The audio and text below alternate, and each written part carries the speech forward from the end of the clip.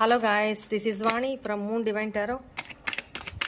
Friends, మీ లైఫ్లో మీకు ఎవరైతే బాధ పెట్టి కర్మ మూట కట్టుకున్నారో వాళ్ళకి, అది మీ పర్సనే కావచ్చు, మీ చుట్టుపక్కల వాళ్ళే కావచ్చు, మీ ఫ్రెండ్సే కావచ్చు, ఎవరైనా కానీ మిమ్మల్ని మీ మనసుని బాధ పెట్టిన వాళ్ళకి ఏం కర్మ వాళ్ళు ఫేస్ చేయబోతున్నారు చూద్దాము.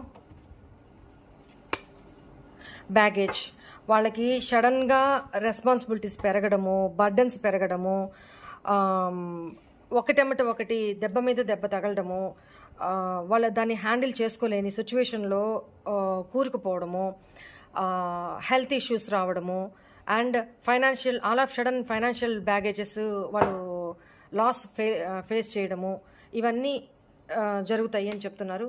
అండ్ ఇమ్యూనిటీ, వాళ్ళకి నయం కాని డిసీజెస్ అంటే నయం కాని రోగాలు వాళ్ళకి అటాక్ అయ్యి వాళ్ళు సిక్ అవుతారు అనేది కనపడుతుంది. వాళ్ళకి రెసిస్టెన్సీ పవర్ చాలా తక్కువ అయిపోతుంది అనమాట.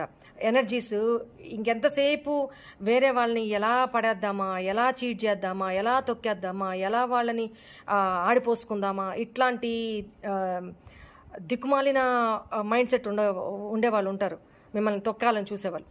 సో వాళ్ళకి ఇట్లాంటి ఎనర్జీస్ కనపడుతుంది. ఓకేనా? వాళ్ళ చుట్టుపక్కల ఉండే ఎన్విరాన్మెంట్స్ అంతా చేంజ్ అయిపోతాయి అన్నమాట. వాళ్ళు బ్యాడ్ లైఫ్ స్టైల్ జీవిస్తారు. సో బీభత్సమైన డిసీజెస్కి అట్రాక్ట్ అవుతారనమాట. అట్రాక్ట్ అవుతాయి వీళ్ళకి. ఓకేనా? ఆ కర్మ ఫేస్ చేయబోతా ఉన్నారు. అది కూడా నయం కాని రోగాలు అంటారు కదా, అలాగా. వీళ్ళ ఇమ్యూనిటీ లెవెల్స్ డౌన్ అయిపోతాయి అన్నమాట. అది కూడా ఒక కర్మ అనేవాళ్ళు. రైట్.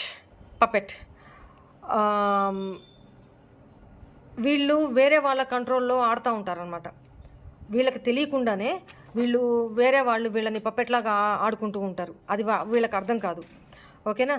అండ్ అది కూడా ఒక సెల్ఫ్ మెంటల్ ఇష్యూ అనమాట. మైండ్ ప్రాబ్లం, అది సైకలాజికల్ ప్రాబ్లం, అది ఫేస్ చేస్తారు అనేది కనపడుతుంది. అండ్ డైరెక్షన్లెస్, వీళ్ళకి ఒక డైరెక్షన్ ఉండదు. వీళ్ళని గైడ్ అందరినీ నోటితోటి దూరం చేసుకుంటూ ఉంటే, నోటి తోలుతోటి ఏముంటుంది వీళ్ళకి? ఎవరు గైడ్ చేస్తారు? మాకంటే తోపులు తురుములు ఎవరు లేరు అనుకుని విర్రవీగేవాళ్ళు, ఈగోలతోటి విర్రవీగేవాళ్ళు. ఈగో ఉంటే వాళ్ళే నాశనం చేసుకుంటారు వాళ్ళ లైఫ్ని. ఓకేనా?